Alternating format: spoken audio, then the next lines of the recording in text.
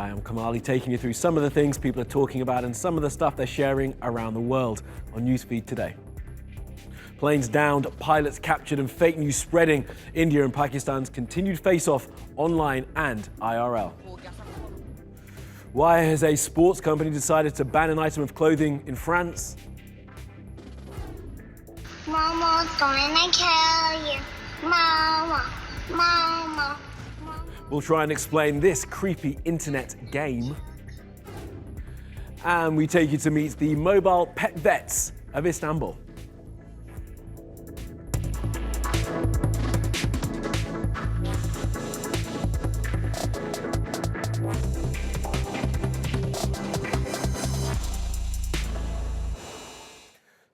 At the top of our newsfeed, India and Pakistan are facing each other down at their border and on the internet. And while the battle IRL has mercifully not blown up into full-scale war, the digital duel is at full tilt. Here's Akanksha. Escalating tensions between India and Pakistan have already led to misinformation on both sides. The two nuclear-armed nations are at loggerheads since India claimed its warplanes carried out airstrikes near the Pakistani town of Balakot on Tuesday. Indian authorities called it a non-military, preemptive strike on a terror outfit camp, which Pakistan calls a violation of its airspace. The information on both sides also differed on whether there were any casualties. While Indian news channels flashed reports of hundreds of terrorists dead, citing unnamed sources, Pakistan maintained there were none. The version of events continued to differ on both sides on Wednesday, when Pakistan said it shot down 2 Indian warplanes and captured 2 pilots. News channels have been beaming old and unrelated images to millions of people. For instance, these pictures of an injured pilot are being circulated on Pakistan TV. It is, in fact, a pilot who crashed at an air show in India a few days ago. Keyboard warriors and social media trolls are spreading fake news. These images were shared on Twitter, which claimed to be the Indian airstrikes. Turn out to be a clip from a video game. This clip was widely circulated on Twitter, including by some journalists. Another viral video viewed by thousands of users claims to be from cross-border firing in Sialkot sector in Pakistan. This provoked angry reaction on Twitter before it was finally called out as fake. There are a number of websites debunking these claims. Alt News tracked a few old videos which were being passed off as news, but the impact of fact-finding sites is tiny in comparison to the spread of fake news. And it's here where India and Pakistan find themselves facing off on a new front line: online. And next to France, where a sports brand there has bowed to pressure from social media and removed an item of clothing from sale. And that decision has reignited the conversation there about the French state and whether it is inherently Islamophobic. French sportswear company Decathlon say they won't sell their sports hijab in France after its marketing sparked a social media backlash. Some lawmakers have even called for a boycott of the brand.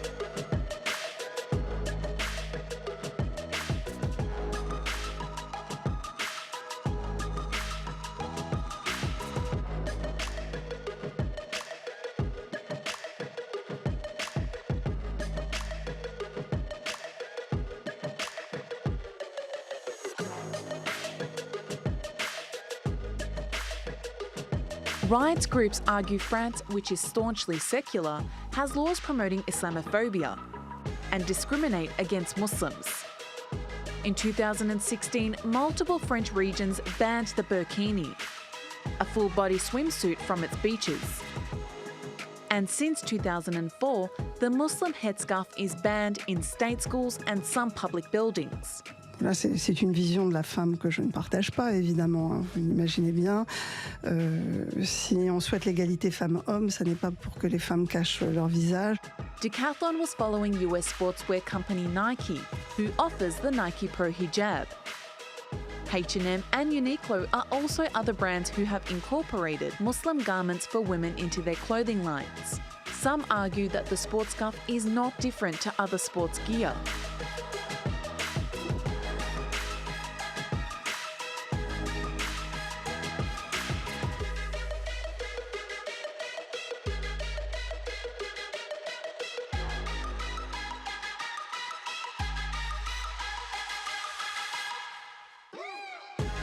Activists say forcing women out of clothing is as violent and controlling as forcing them into it.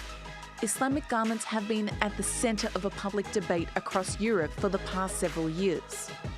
So with the continuing discrimination against Muslims, how can they be expected to fully integrate into these societies? Okay, let's take a look at some of the other things that have caught our eye on social media. Ariana Grande is now the most followed woman on Instagram, with 146 million people tuned into her every post. It means that she has surpassed Selena Gomez in the quest for online celebrity, but she can probably credit a lot of her fame to her music, of course. Her latest album, Thank You Next, which is getting heavy airplay in my house, is still #1 in streaming and sales charts. Now, one of the producers of Green Book has sent an angry email to journalists who criticised the film. Critics have said that Green Book is racist and retrograde, but the producer disagrees. In his email that's been posted online, he says the film was made by white people and black people and that African Americans, for the most part, love the film. Emma Thompson has written a brilliant letter to a production company called Skydance detailing why she is unable to work for John Lasseter. Lasseter was sacked from his old company Pixar due to the fact that he behaved inappropriately with women employees. Emma Thompson asks why Skydance made the decision to hire Lasseter in the first place, considering all we know about him, and goes on to say, change will not happen overnight, but she's also aware that if people who have spoken out like me do not take this sort of stand, then things are very unlikely to change at anything like the pace required to protect my daughter's generation. Well said, Miss Thompson. And the Hollywood producer synonymous with the Me Too movement, being referenced there by Ms. Thompson in that letter, is Harvey Weinstein. He's accused of rape and has a trial coming up in June. It's been reported that he's trying to change the impression many have of him as an abuser by hiring women to his legal team. He thinks that that will help soften his image, but sources are also saying he wants them at a discount rate because he says it'll be good for their careers.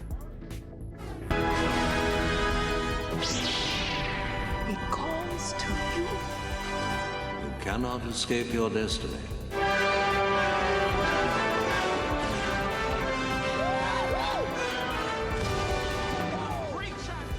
And as a confirmed, unashamed Star Wars nerd, this video is, in my opinion, the best thing the internet has ever done. Even better than that baby biting his brother's finger. It's made by Topher Grace, a fine actor and fellow appreciator of all things from a long time ago in a galaxy far, far away, who tweeted, 10 movies, 2 nerds, 1 weekend, while our wives were out of town. Enjoy. And I did, Topher. I really did. And how many firefighters does it take to rescue an obese rat stuck in a manhole cover in Germany? Give up? The answer is 8. This chunky rodent clearly had overeaten during the winter and got his hip stuck in the drain in the German city of Bensheim. Thankfully, there were no burning buildings for the crews to deal with at the time, so all their attention could be given to Fatty Ratty. Now, the internet is full of stupid challenges and games. Remember when people were setting themselves on fire? Yeah, well, now there is apparently another one, and this uses horror movie tropes to scare young, impressionable users. Momo's gonna kill you. Momo, Momo.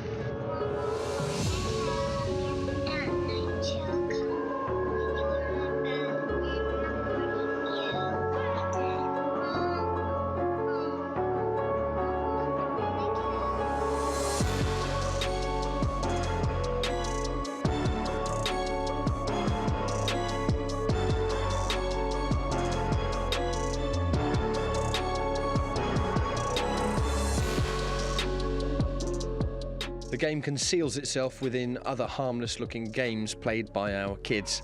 There has also been reports of parts of the game being viewable on YouTube. The character in the photo below is Momo, and when downloaded tells your child to communicate with them via WhatsApp and a number of other widely used apps. Momo then tells your child to self-harm or she will put a curse on them.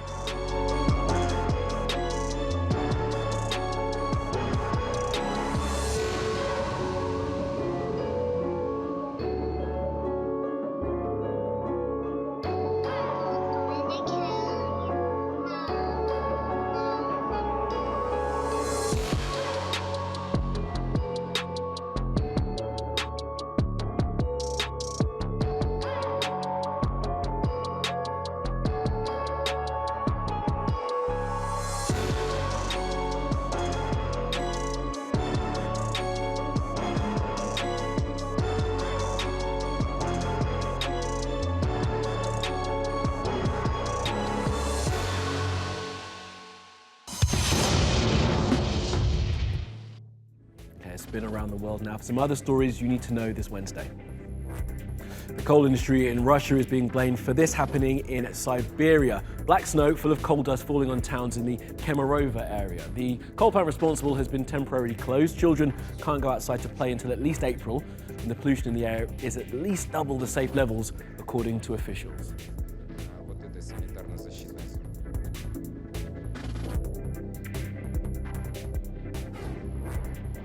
And this video of Lake Erie is being shared widely. Strong winds cause what the internet is calling an ice tsunami as the ice on the lake is pushed up against the shore. It's even threatening structures. Some of the homes built close to the lake are in danger of getting iced in, I guess. Now, you've probably heard of stories of whales washing up on shore before, but this humpback has puzzled scientists and locals in Brazil. They can't figure out how the young 26-metre-long calf ended up in a mangrove 15 metres from the shore. They also can't figure out how it died, or why it's more than 6,000 kilometres away from where it should be at this time of year. Now, one theory they do have is the whale was separated from its mother and maybe hit by a boat before floating to its final resting place. Sad but true, every year 300,000 whales and dolphins are killed by boats.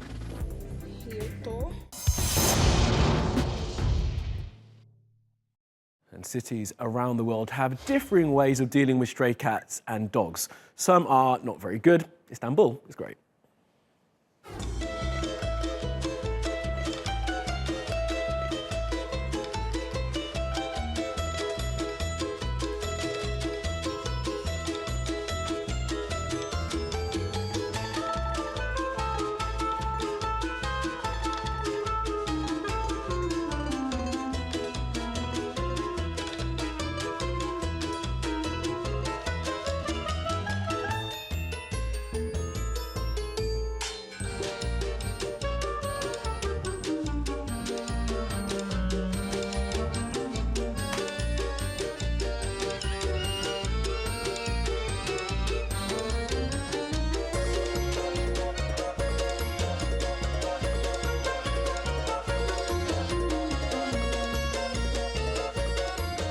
Hayvanlardan insanlara bulaşan hastalıkların sokaklarda parazitler ve kuduz kısmıyla mücadele vererek aynı zamanda halk sağlığı üzerindeki koruyucu hekimlik vazifemizi de yerine getirmiş oluyoruz.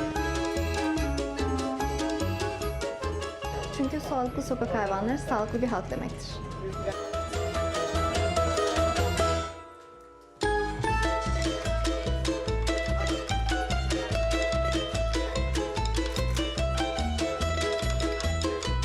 Daha önce de sahiplenmiştim sokak hayvanı. İBB'nin barınaklarından. Bu ikinci köpek sahiplenişim.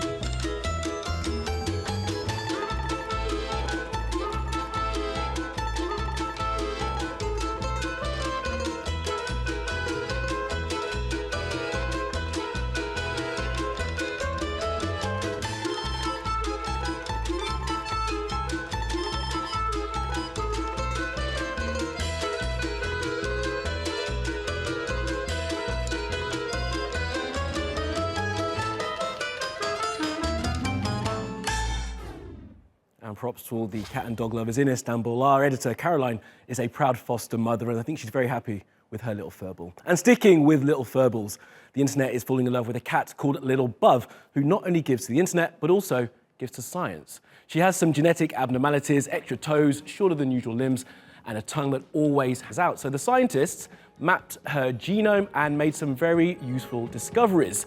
But they didn't need fancy machines or anything like that to diagnose that she has a serious case of cute catitis. And that's all from the NewsFeed team. Reach out to me with your questions, comments, complaints, and suggestions. I'm at Kamal in Melbourne. You'll find us 24/7 on Twitter and YouTube, and you can follow me on Instagram. Follow, subscribe, and add. See you again tomorrow.